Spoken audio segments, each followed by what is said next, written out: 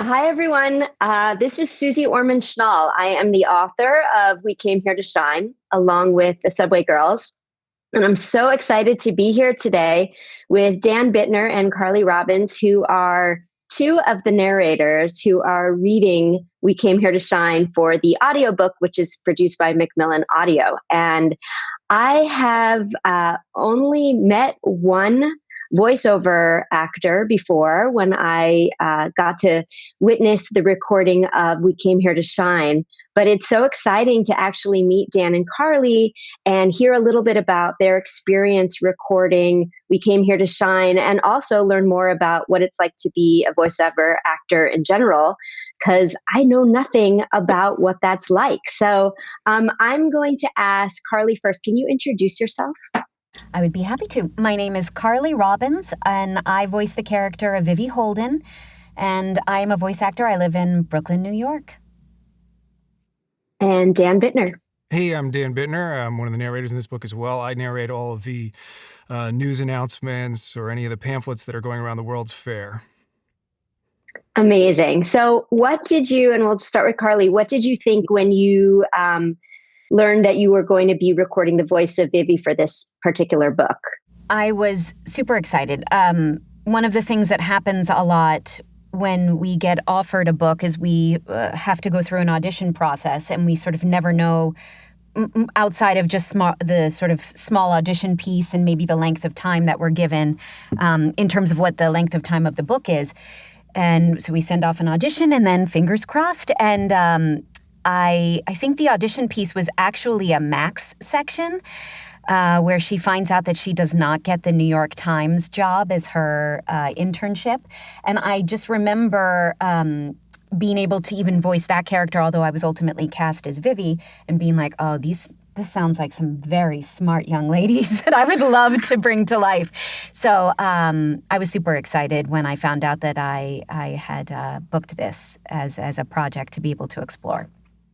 That's great. And Lauren Fortgang, who ends up reading the role of Max, is unfortunately unable to be here with us today. But Dan, how about you? Same question. What did you think when you learned you were going to read the very important newscaster role? Yes. No, I was excited because when I got it, I said, oh, this is, old-timey announcer guy. And I was like, how far do you want me to go with that? It's like, should we get it as cartoony as possible? Or, you kind of hold it back and kind of meet in a middle ground. And ultimately, the audition that I gave was kind of that middle ground voice where, you could tell that you could place him in that time period very quickly just by his cadence and, how he would speak. And, one thing that I didn't want to do is take away from the story by breaking that kind of mood throughout the book. So I wanted to make sure that it fit the world, but it didn't distract in any way. So I think most voiceover actors have a couple of voices that they're always excited to do. If you write a character and it's like, this guy's a pirate or this guy's a wizard or this guy's an old-timey newscaster, everybody's got that voice just clocked and ready to go. So you're always excited to say, oh, I get to do a newscaster from, this kind of time period. So the thing that I put together was a little different than my normal speaking voice, which is a little younger. I put together a kind of a old-timey guy that I thought would help with the storyline. So I was excited that I was able to do it. That's great. When I wrote the book, it didn't even occur to me. Somebody asked me, I was doing a interview the other day, and someone asked if I keep the audio in mind when I'm writing the manuscript. And I found that such a fascinating question because the answer is 100% no. And when Macmillan suggested that we get a third narrator to do the intercalary news articles and Western Union Telegram, I was so excited, and I thought that was such a brilliant idea because it really would have been a little bit confusing for the character of either Vivi or Max to read that. So I'm so excited to hear how that works in terms of the audio. So I'm sure it was probably fun to go back in time and do that. Yeah, it's nice. Well, the other thing that is helpful with getting that third narrator, some books aren't able to do it, but when you're able to do it, what's nice about that is that framing device that you've used quite brilliantly to kind of give a lot of exposition and kind of set the tone and the mood and hit different parts of the world that maybe the characters aren't going through themselves, and you can kind of get that nice blanket of information out there. Is also, it kind of lets the characters live in their own world, so they don't have to worry about their tone changing or Carly or Lauren trying to change a little bit. So it makes the narrator's job a lot easier too. And so building on that, Dan, did you do any research about the time period? Did you watch any newscasts? Did you read up at all on the World's Fair or read any of the articles? How did you prepare for this role? Yeah, that's exactly what I did. A lot of newscast, old footage from the World's Fair, from news announcements, radio, things like that. I just tried to kind of hit that world. And that was also something I was a little familiar with. So it was a little bit of just a refresher of kind of figuring out, especially Western Telegram, how they read that, anything. So everything's like, yeah. Exactly. It's like, just in, this is in, stop. Everybody's going crazy, stop, So I kind of tried to get that voice going, but not too cartoony, that it was like, and now let's see over here with the news. That's awesome. And how about you, Carly? Did you have to do any preparation for this role? Do you guys call it a role? Is that what you call it? Or Yeah, absolutely. A role? Okay. What did you do? Yeah, I would actually just say that I think most voice actors come from a long background of acting. That's where we sort of learned our chops, and we kind of sometimes fall into voice acting as a subset of that larger group, and sometimes it supplements or sometimes it becomes like the main career path for a lot of us. That being said, the thing about Vivi that I loved so much was that while, yes, she was of a certain time and place, she also there was so much about her that I could relate to. And I felt that she was so much more of a modern woman than maybe her time period would have normally allowed her to have been.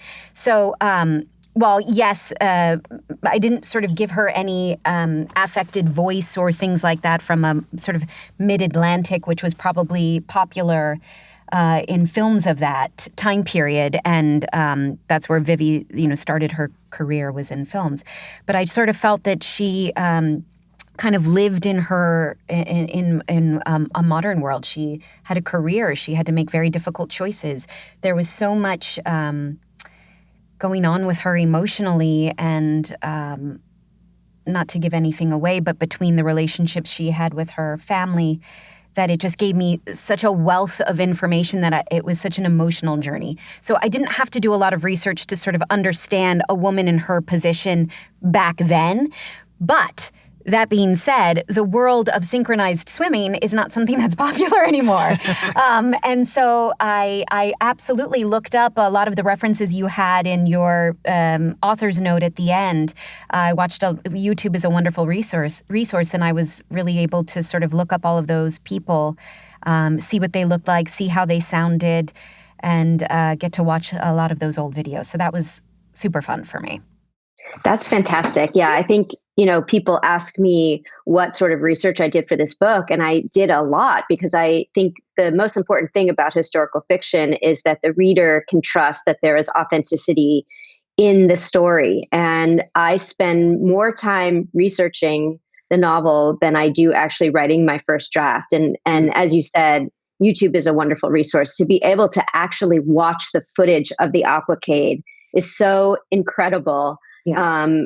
And definitely a fun part of my research. Another amazing part is that I got to actually tour the site in Flushing Meadows Corona Park in Queens, the site of the 1939 as well as the 1964 World's Fair. And so there are like two remnants of the 39 fair and a few more from the 64 fair, but the footprint is still exactly the same. And so I was able to walk from, see where the aquacade was, and actually walk from the aquacade to the administration building where Vivi would have walked to see Max. And it was history coming to life for me. It was my story coming to life for me, which is ridiculous because it's a story, but it was so exciting. And I kind of was fun to channel the characters that way.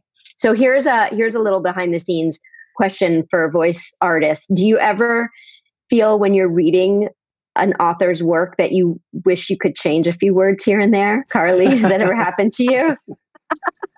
You're like, oh no, she really wouldn't have said it that way. I mean, well, so I think if I hear what you're saying, like it winds up being more of like a character choice, like would the character have sort of said something like that?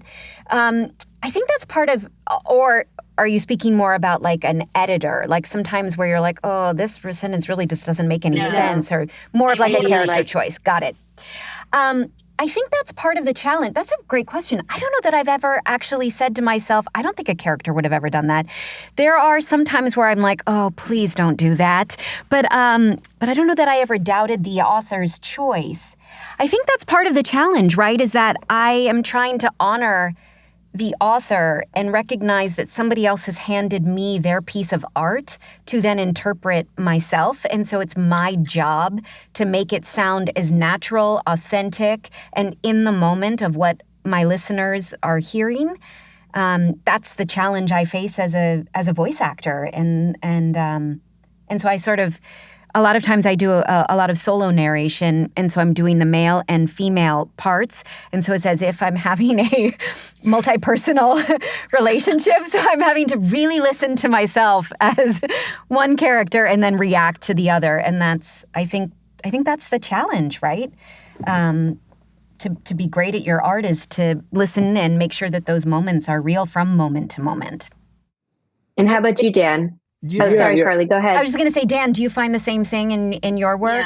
Yeah, I think that you're absolutely right. There's times maybe where a word or two you think like, oh, I think that I wish there was a bigger word here that you could really grab onto as a actor. You want something real meaty that you can lean into. But the only times I feel the way that you're describing is there's times that a sentence or a paragraph or something that a character says looks really good on the page, but when you actually say it out loud, it doesn't work as well. And so you'll know that you'll kind of spot right away the authors that read their stuff aloud, or even just in their head, they kind of say it out loud for a second to see if it flows well or makes sense. And so I'll hit those times in a book. Maybe an author never did that, and you kind of go, oh boy, you got to really try to make this sound natural, or you just make it work, or live in that character's voice, because maybe it kind of sounded good when you were writing it down, but if you don't say it out loud, it might not have the same effect that you were going for.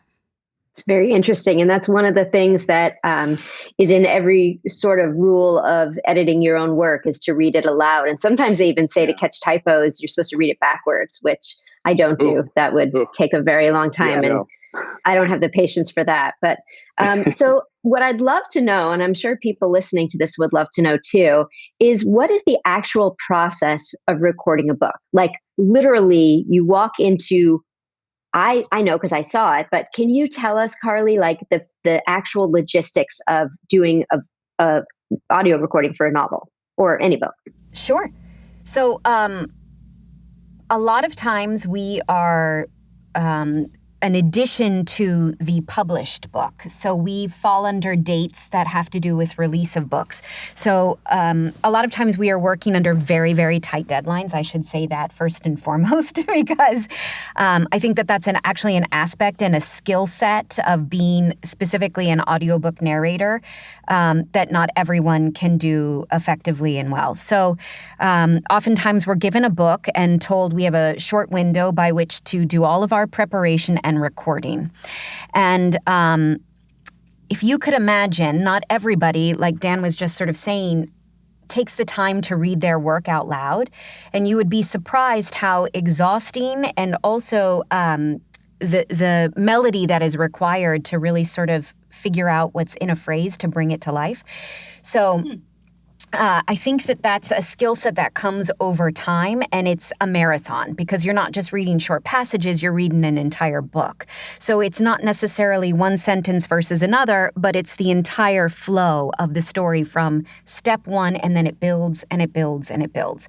So I think that a lot of that skill set comes in general from an acting background. So you get your book, you're starting to figure out the tone, you're figuring out what your characters are. Sometimes you've got some in your tool bag, like, oh, this is my leading lady, this is the best friend, she's got a little sass. Maybe this is your best friend who's very wry or has a lot of dry humor. And then maybe there's some other characters in there, like an old-timey newscaster, where you're like, I get to come up with something a little bit different. And here we had a little bit like old New York kind of wise guy kind of things. Some of that kind of stuff came in, so that was super fun. And so I think you figure out sort of an idea of what that is, and then you begin on page one once you've sort of read through. I know some narrators like to read the entire book word for word. Some do sort of a full skim, and and some sort of do a combination of all of those, or some don't do any at all, which I think can maybe get you into a little bit of trouble if you get a character page 1, but on page 600, they say they have an Australian accent, which has happened to some people. And then generally you start recording, and it can be, you got to take breaks for swallowing, noises. You have to watch what you ate because some people have very active tummies. You have to worry about noises where you are if you're doing a home record or if you're going into a studio. So they say on average, for every 2 hours that you're recording, you bank 1 hour. And so then that means, if you think about it, you're only as good or effective to get in as many hours in the day. So you want to try and make that ratio as tight as possible. Approximately how many pages can you read per hour, Carly? So it winds up not being about pages. It winds up being about words per minute. Okay. Yeah, exactly. So they generally say about 9,300 words equals 1 hour. I tend to be pretty close to that. And that's I would actually argue that audiobook narrating is a very highly technical medium versus other voiceover work that I do in a way that I could never have predicted. So it has to do with your breath flow, when you stop a sentence, when you, and a lot of that comes because I work from my own home studio. So I'm actually running my own sessions, which requires me to wear multiple hats, to be a self-director, to be my own engineer, and to be the actor. I know Dan had said earlier that he usually goes in studio, which is a luxury and so wonderful. So I am oftentimes very jealous. Oh, yeah, smoke it. Absolutely very jealous. Dan, do you know of other voiceover actors who annotate the actual text so you kind of know where you want to do a certain intonation or? Yeah, exactly. I use a program called iAnnotate on my iPad. And so the first thing that I do, just like Carly is talking about, is go through the script, and then I'll mark if there's a word that I want to look up just in case I don't know the correct pronunciation. Because when you're put to it, you might think like, oh yeah, I know how to pronounce that word. But then you're like, but this is going to live forever. So let me look that up just to double check. So I'll have those markings, and then I'll have markings for characters to come back and say, okay, now let me go through the characters and say what voices I want to put. And then on that, program, it's really handy that you can just put a voice memo right there. So when I hit that character, I can remember the voice, and that way, what Carly's talking about of like trying to get through the book efficiently, as well as, artistically brilliant. Then you want to make sure that you're being as prepared as possible. So I'll have those voices ready to go. If I forget and he comes back, 50 pages later, I can quickly go back to that note and listen to the recording. So I'll have all of those notes done. And then when I first started, I marked up everything. So I would highlight, she said, he said, and stuff like that. So I could remember that. But you get better, and your eye kind of focuses a little farther to the end of the sentence. So just kind of the nuts and bolts of narration is, as I'm going down the page, I can say, okay, this guy says, he yelled. So I'm like, I better make sure that I'm, giving this the correct kind of emotion by that. Otherwise, I'm going to just be speaking in a normal voice. And then at the end say, he yelled, and I say, well, I messed that up. Let me go back, and have to do it again. So that's what helps you be efficient, as well as kind of just give you a blueprint. But I can do a lot less of that now after of narrating a number of books, but I still do a fair amount beforehand. So interesting. And I know that the producer actually emailed me to get clarification on a couple of names and certain things about that were historic locations. And I don't know if that happened, in the planning phase, so he could then tell you guys how certain things are pronounced, or if it happened during an actual recording. But I do know that authors are sometimes asked. In fact, it was interesting. I was just reading a book, and I didn't know how to pronounce one of the characters' names in my head. And it disturbed me the entire time I read it. Because it was not a common name, and it could have been pronounced one of two ways.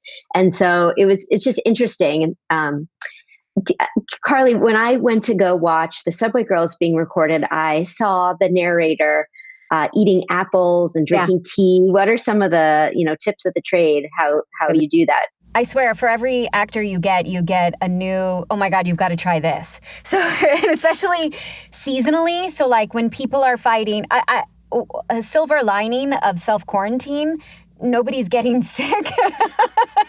Everybody I know is like, I've been preparing for this my whole life. I've got my sanitizer. I've got my... So we all sort of laugh because a voice actor's, their arch nemesis is getting a cold. So for allergy season and things like that, I 100% try and stand on top of it, do nasal sprays, trying to steam, that kind of thing. But just in general, I generally have lots and lots of water. You cannot be hydrated enough. That is probably 90% of any vocal endurance is to stay properly hydrated. I don't get issues with dairy and things like that, although a lot of people do. I do love throat coat tea. That's a big favorite. Apples never did it for me, but for some people I know that is like their end all be all. Somebody recently... Can you explain the apple? I think the reason that some people like apples is because the tartness or the something in the apple is exciting your salivary glands. Yeah, so it's keeping your mouth very in like a prime position, so you're not getting a lot of mouth noises. Which is a big problem when you're recording, or it can be for some people. And then also keeping like your saliva flow so that your instrument can be really versatile. But I did try it in the beginning of my career as a voice artist, but I didn't notice a difference, and so I was like, not for me. What do you use? Dan, do you do anything? Yeah, I just avoid a lot of stuff. So if I'm recording, I try to, you don't want to eat a big meal because then you get sluggish. And it's like, think of it if you were going running or something. It's almost the same thing that you would do. You wouldn't want to eat like... Or acting. Yeah, or acting on a stage, exactly. You want to try to avoid certain things, hot foods. You want to avoid a lot of food. So I usually try to eat like small snacks throughout the recording sessions so that my energy is up, as well as you're not getting any stomach noises or things like that. But yeah, the only things that if I'm really haggard by the end of the recording session is, I'll do any kind of like little throat lozenge or things like that. But I drink more water, I think, than any actor. Like there's every engineer or producer I've ever worked with being like, you need another pitcher of water? And I was like, yeah, just one more pitcher of water. And I have like a huge, bottles that I bring whenever I record. Because I just continually drink. But also it depends on the kind of book that you're reading. If it's nonfiction, I find that I can go a really long time and it's not too bad. But if you're doing a lot of characters and, one's an old, gravelly voice and one's a young kid, that's going to wear your voice down a lot quicker. So food-wise, it's just more little bits here and there. People also ask me at reader events if I listen to the audiobook. And I started listening to the audiobook for the Subway Girls, and I had to stop after the second page because I was not critiquing the actor, I was critiquing the words myself. So I'm really excited to listen to this one because I'm just curious how you guys interpreted it. But Dan, do you listen to the books that you've recorded?